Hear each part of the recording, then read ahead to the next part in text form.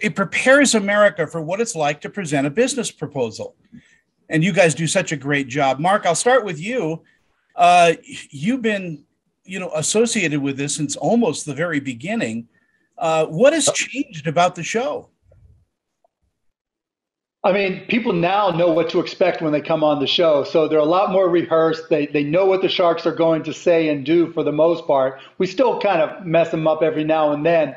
But also, the pandemic has changed things the most because people have had time to pursue their passions, to create companies, create businesses out of their home, do things online that really you didn't get to do in the early days of the show. And that really has been exciting for us because entrepreneurs have taken a bad set of circumstances with the pandemic and created incredible businesses.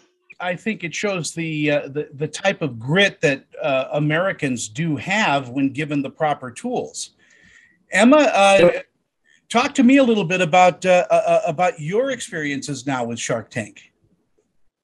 Well, it's so funny that you say that because, I feel like I'm living out my own American dream here. I only moved to this country 4 years ago to start my businesses. And so there's something so gratifying and almost like full circle about being a shark and having the opportunity to not only invest in some of these entrepreneurs, but also to impart the advice and the wisdom. And for me, that was one of I think I'm really big on mentorship. And that was one of the best parts of the show, just being able to give advice and tell people about, the trappings of what you may have been through and you can kind of see them heading into. I enjoyed every minute of being in the tank. It was just so satisfying and so great when, you're standing right there with somebody who's right at the beginning of their business journey and you can see what's ahead of them.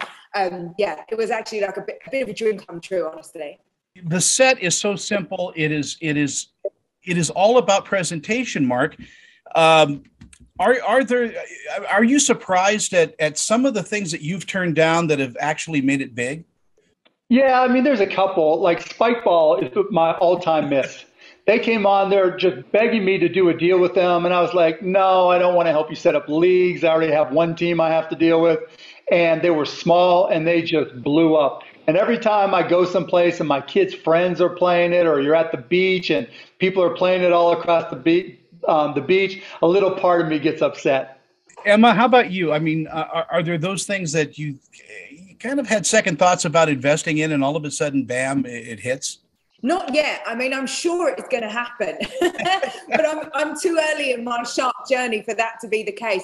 I think that what was so interesting, I kind of came on thinking to myself, I really want to invest in women. I want to invest in Black women and women of color. And, you just never know what you're going to be presented with in the tank.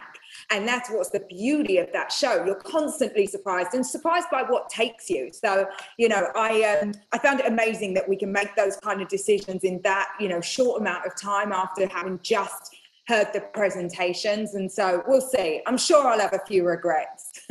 Mark, in our final seconds, you're now a big movie star with Sharknado under your belt. Right?